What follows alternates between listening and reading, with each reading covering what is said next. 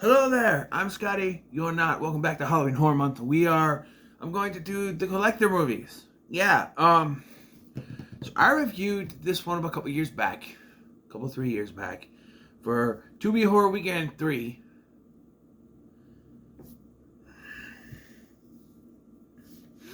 And I didn't realize that I did that.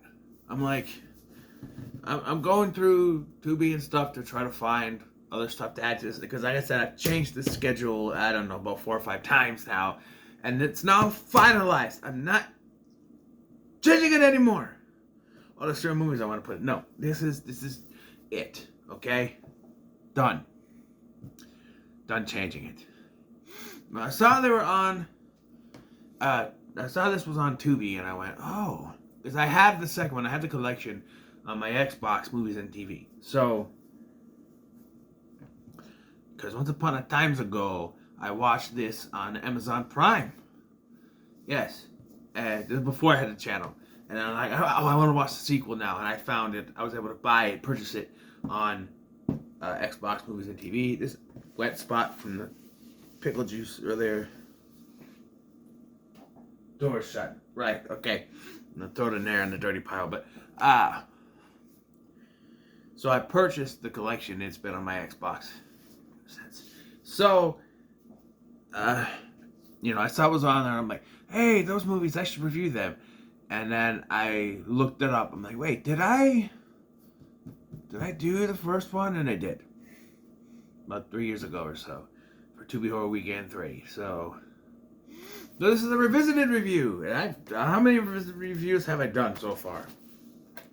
1, 2.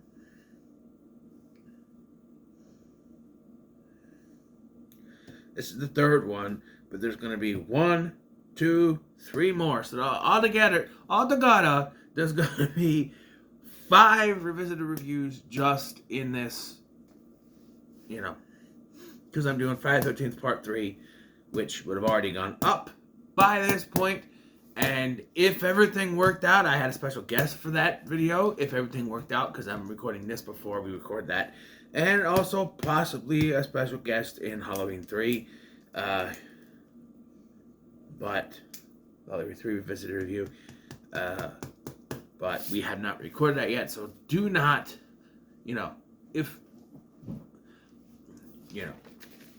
Anyway, The Collector. It's a movie that came out back in 2009. It was written by Patrick Melton and Marcus Dunstan and directed by Marcus Dunstan in the times where Jigsaw gave us torture porn movies, Jigsaw and Hostel. A lot of people, I will say this, a lot of people credit Jigsaw or Saw with the torture porn film, torture porn, whatever you want to call it. But I think Hostel was really the one that kicked it off. The first Saw didn't have anything in it. I would even say like the first 2 don't. Like, because the thing with the first one, I mean, there's traps in the first one, but they're not they're not prolonged for torture like the ones in 3 through whatever, right? Like the first one, you see flashbacks to a guy's in the razor thing and got the candle with the flammable substance on him, those things. That's not, And then the second one, you have them through a house, That turns into a slasher with Xavier there, but it's really the third one where it kicks off that aspect. And the third movie came out in 2007. So, 2006. 3 years before this. So you could say maybe the Saw franchise did kick it off, but when did Hostel come out, though? That's what I want to know. Excuse me. Okay, so I got my Hostel collection here. By the way, not bad movies. The first one I think is actually the only good one. 2 is fine, and 3 is whatever. But the first one came out 2005. Eat my shorts, people out there. Hostel did the torture porn thing before the Saw movies did. Therefore, it is Hostel that started the torture porn craze, not Saw. Eat it! Anyway.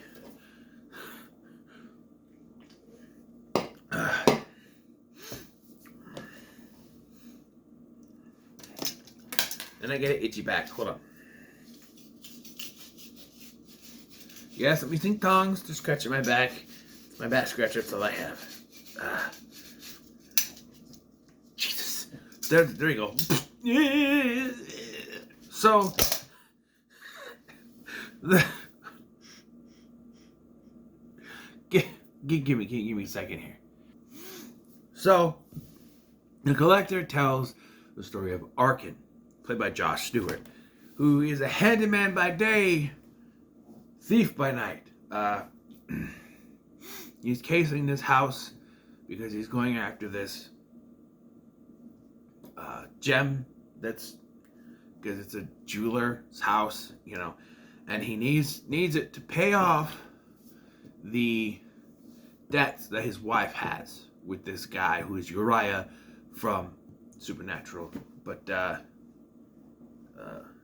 Robert Wisdom is the actor. Good actor. He doesn't get much in this. And we don't see him again in the next one. But as he is going to rob the place, though, he realizes someone else is in this house. Because the family's supposed to be going out of town on vacation. But there's someone else in this house. And that is the collector. So it's a race to find the daughter, basically. The youngest daughter of this couple, this family. Okay, so my original review, I was kind of negative on Arkin because this guy seems to be a piece of shit. Like, he does jack shit to do anything to help these people in this. And even at the day, he's like, I tried to help, I swear I did. I'm like, when? When you saw the little girl, Hannah, that's it. The rest, the only one you were concerned about was Hannah, right? The rest, nothing. But watching this again, I do see what people talk about when they say that he's, because he's stealing from these people, but the only reason he's doing that is because he has to. Because he can't get any money quicker. He's doing it to help his wife. Well, I thought it was ex-wife, but he calls her his wife a couple times in this, so I don't know. He has a daughter that he's also trying to help, of course. Like,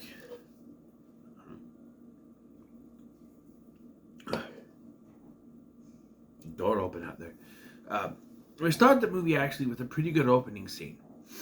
I just got done watching the Cube movies, and each of them have an opening pre-title sequence, pre-credit sequence, an opening scene that, for better or worse, always works in a way, Although the one from the second film, not so much. Really, the guy with the briefcase should have been the opening of that, but maybe it was too much like the first one, I guess. But the opening scene of the third one, though, that's the best scene in the damn movie. That's just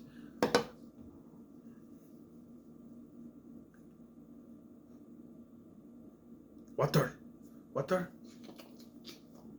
And he starts melting, But this scene, we get Larry and his wife coming home. They see a box. Something's in there they don't know, and it cuts and says, the collector. Pretty good opening, I think. I mean, there's more to it, but hold on a minute. Alright. Blowing my nose didn't help. My ears blowing a horn. I keep doing this everywhere. What is the creator? I keep seeing stuff. People talk about it. What is that? I don't know. Anyway, so then we meet Arkin. He's working on the windows and stuff, And as he's walking around, the little girl Hannah invites him to a deep party. Now, there are two ways to see this. Like, if you're in Arkin's shoes, you're like, you have a daughter that's about the same age. When you're a father, you want to kind of, especially if they're little kids. Like, I think she's like 8 or 9 here, right? So with the little kids, you want to appease them. So, Arkin probably says like, oh, I don't know, I could get in trouble. And he's like, whatever, I'll just do it. I'll make her happy, right? Little kid, make her happy. But from the dad's point of view, he comes in and he sees this grown ass man who he hired to do the windows sitting with his little daughter, and he's like, the Arkin's like, oh, she invited me, like trying to say it was her fault, So he goes outside to smoke a cigarette, right? And that's when we meet Jill, played by the very lovely Madeline Zima, who you may know from The Nanny, which is a show I watched when I was younger. But I don't know if I could do it now if I watch that show now. Sorry, Fran Drescher. Friends, she's in every episode, but I cannot I'm gonna be able to deal with every episode. With Maggie Wheeler, which by the way was ripping off Fran Drescher, by the way. I can handle, because every once in a while you get that, oh my god, but I don't know if I can. But anyway, they're having a conversation. So she wants a puff of the cigarette. She says, "Let me have a drag." I guess people call it that, but I have people in my family that smoke. They always hear, "Let me take a couple puffs and we'll go." Let me take a couple puffs and we'll go. I never heard it say, "Let me take a drag and we'll go." I don't know. I've heard it in other movies, so maybe it's a movie thing. But everyone I'm around that smokes, like, "Let me take a couple puffs and we can go." But then she gets yelled at. She doesn't want to go on a vacation, on a family vacation. Am I to assume that the mother is the stepmom because the way she acts around her? By the way, the first time we see the mom, by the way, she's putting Botox in her forehead. Herself. Who is that legal to self Botox your face like that? If it is, no wonder all the celebrity fuck ups. They do it themselves and it's like whatever.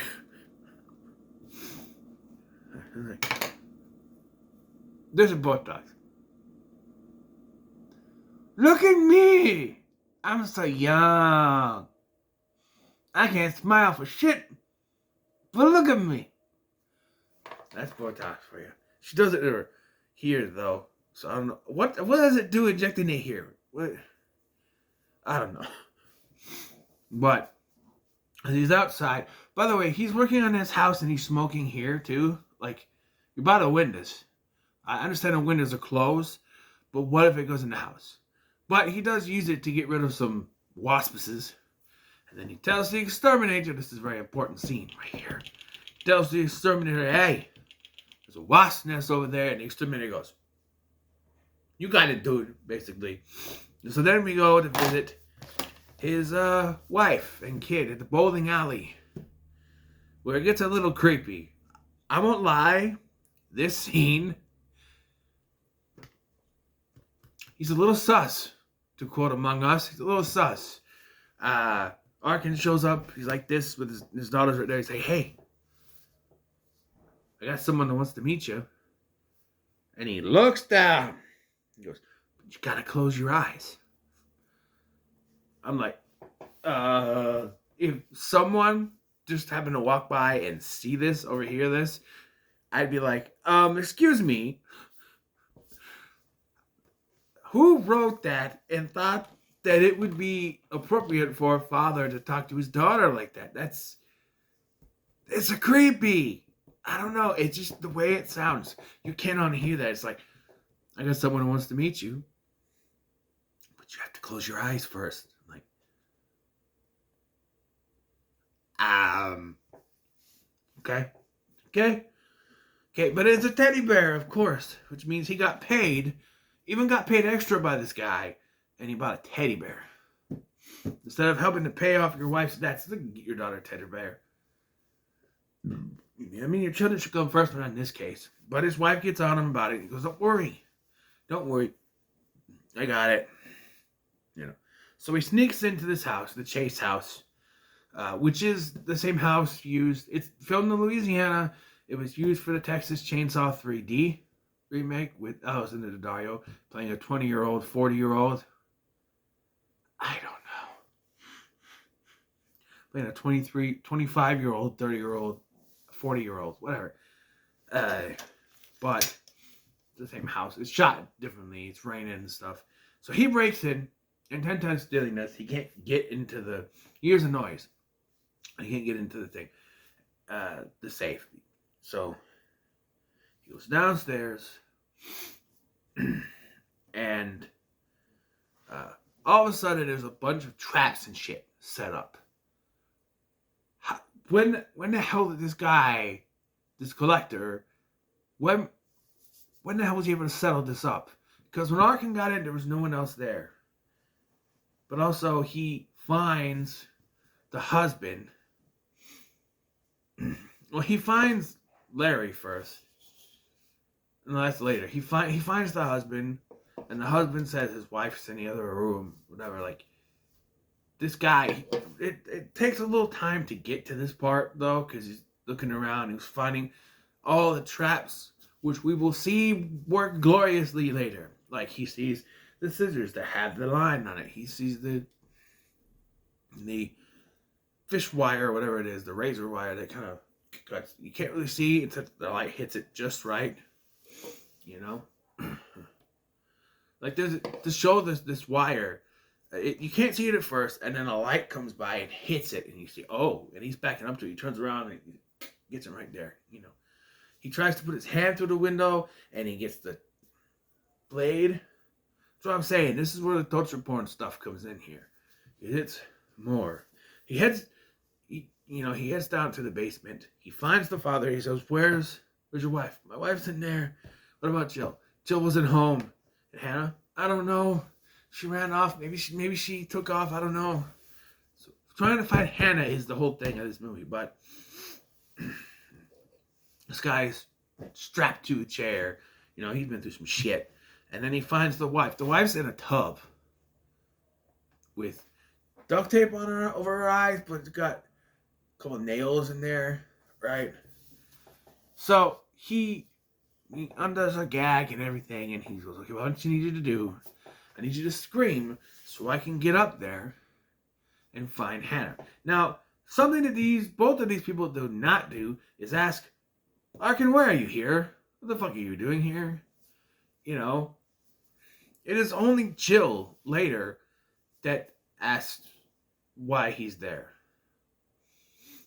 No one else ever asked him what he's doing there. I did just sniff this, sorry. I want to get a drink and I just want to sniff.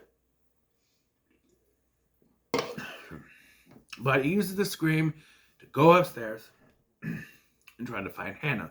Where we see more Trappist. He's got like an acid floor room or something, which, poor cat. Cat was stuck to it. And then he throws the cat at the window and it gets... Poor cat. So he looks everywhere and is not able to find Hannah. So he goes back downstairs and he finds that the husband has been killed, basically.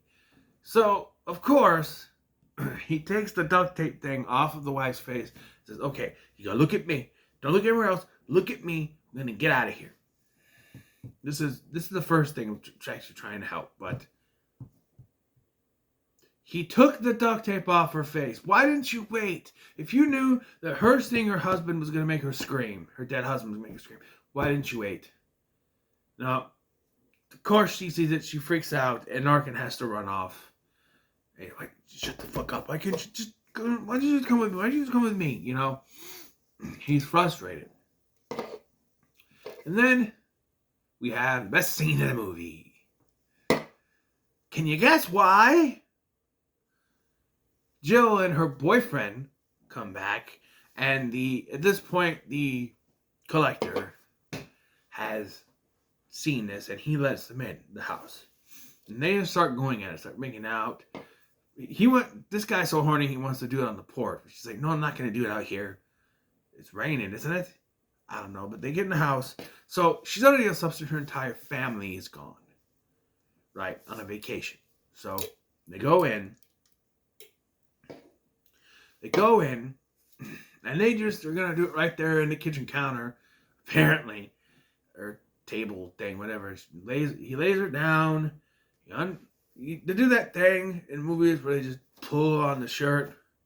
Or if you really did that to a shirt, like I've seen it in many movies of various genres. And to me, it just feels like you're ruining a shirt. Like it's like, yeah, but no, you just broke the shirt and it, you know. Also, tearaway pants was like, I'm like,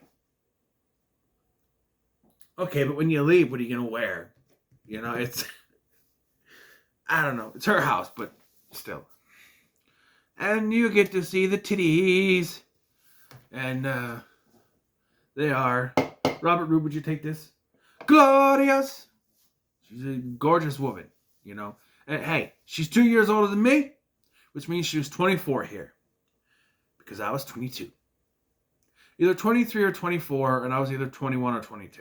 Depending on, I'm pretty sure I was 22 at least. I'm not sure when her birthday was that year. When this movie came out that year, and when her birthday was, according to that. But, yeah. Interesting thing, though, being 23 or 24, she be the same age as the actress who plays Hannah is now. She's 23. And she grew up to be gorgeous, too. So, you know. But she wasn't older than me. She's not older than me now, but, so, you know, but. It's something you think about, like you see these little actresses, like the little girl from Corey in the House. Now she's gorgeous. How does it work? I used to be a cute little kid. Now look at me. I guess guys age differently than women. I'm 36 and I look like this. Madeline Zeman is 38 and she looks like this. She's older than me. I look like I'm going bald and shit. How does that work? Why do I look like Grimace's? What do I look like? Grimace's, what's the word?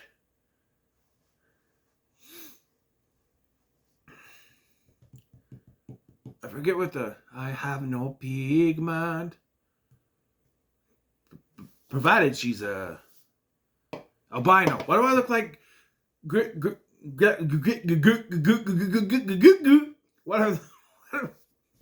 Why do I look like Grimace's albino cousin? And she looks like a supermodel. Well, maybe I eat too much foods. I don't know. But anyway. So yeah, during this though, she catches the collector being a perv. And this is where it just gets, oh. You know, the tits were the first part of why this is so good. But the gore in this scene also makes it much better. Very, very good. The boyfriend goes to punch the guy and he gets stabbed right through the fucking hand, man. It's like, ah! Jesus. And then he goes back and he steps on one of the bear traps and the other one. And he falls forward. His knee hits another one. And then he falls backward and he goes, it's like, Jesus Christ. And that's not all. Because Jill gets taken hostage. And Arkin tries to save her. So he does try to save them, I guess. He tries to save her and she freaks out. Right? And grabs the scissors, which she pulls and she gets flung back onto this thing and just gets killed. It's like the deer head kill in Silent Night, Deadly Night. Linnea Quigley. Only her tits weren't out in this one. They were before, but not here, covered up. But you know. So, with everyone pretty much dead, Arkin says, fuck it, I'm finding a way out. He goes upstairs back to the main room where Larry is. Larry starts yelling at him, but he's like, fuck it. And he leaves. He gets out.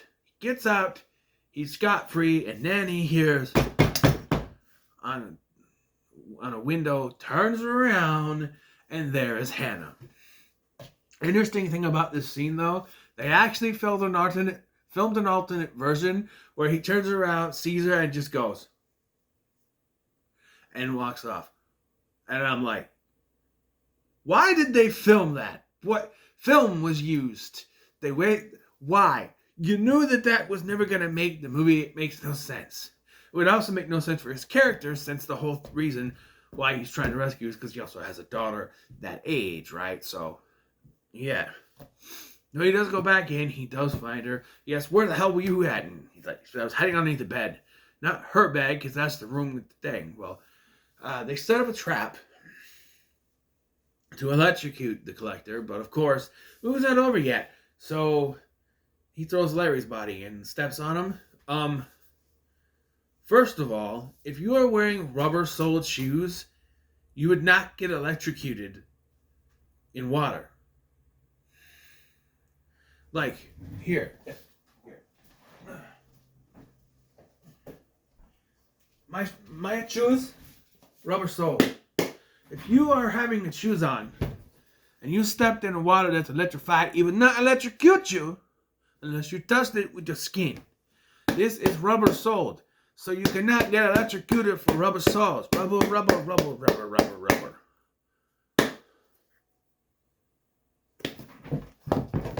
Goddamn, that hurt.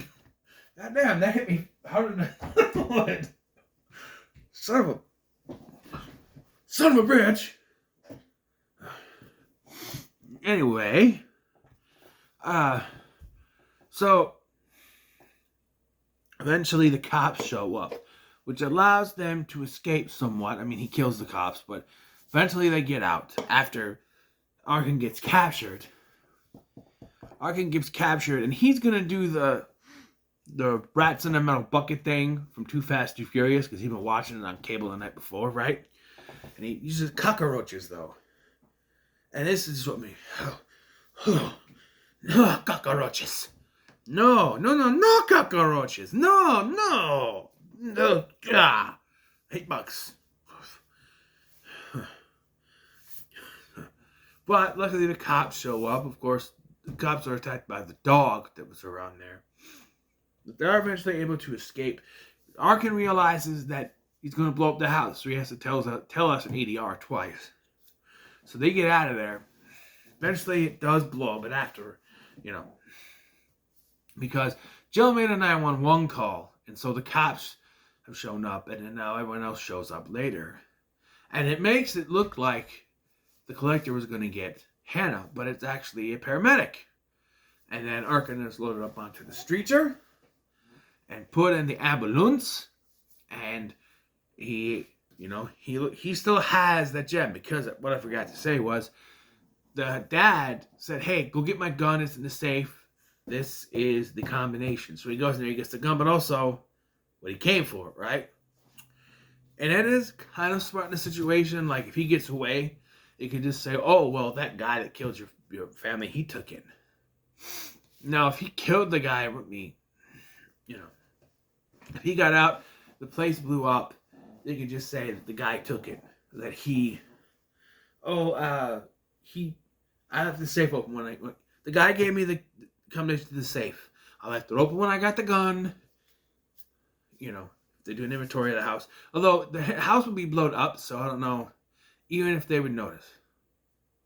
But he asked the paramedic guy, what time is it? Because he had till midnight. Just before midnight. No, he's fucked. He's like, okay, gotta call my wife. Call her right now. Okay, what's the number? But then something hits the car. Before we get into that, no, he's fucked. Okay? Like, you gotta call my wife right now. Okay, even if he was able to call the wife, what's that gonna do? Meet me at the hospital. Or call Roy, that's the guy's name, and tell him I have it. But it's gonna be a little bit after midnight because I'm going in a fucking hospital right now. Maybe Roy would understand. I don't know. Oh, by the way, never brought up in the sequel. Wife is there, recast, but never brought up in the sequel. I don't know. But anyway, ambulance get hit. And this is the part of the movie I do not like, this ending. I don't like it at all. The Collector comes in, he kills the paramedic guy, grabs Arkin, puts him in a box, movie ends. A pretty cool credit sequence where you see the cast up on the screen. It's like, The Collector, starring Josh Stewart. And the guy who played the dad. The mom with the Botox. And the thing is, with they have a they show them, the credit, and another picture of them. So it's like Arkin, credit, something else. But then with the family, it's dad, credit, dead dad, mom, credit, dead mom, that sort of thing. So if they died in the movie, they have a picture of them dead. It's pretty cool, actually. But yeah, I'm gonna say when it comes to The Collector, it's pretty good. It's one up for me this watch. You know, I think in my original review I harped on the fact that Arkham was a piece of shit, but watching this again, he did, and I just realized talking about it, he did try to help them, except for the dad. He tried to help the mom. He tried to help Jill, be not the dad or the boyfriend. He kind of just sits there as the boyfriend is killed. Then again, he doesn't owe anything to the boyfriend. But the one thing that I regret from this, we don't know what happens to Hannah. She gets out, but I don't know. Maybe they mention it in the next one. Who knows? But I don't know. So what are your thoughts on The Collector? Let me know in the comments below. Make sure to like, share, and subscribe. Thanks for watching. I'm Scotty, and I'll see you in the next one.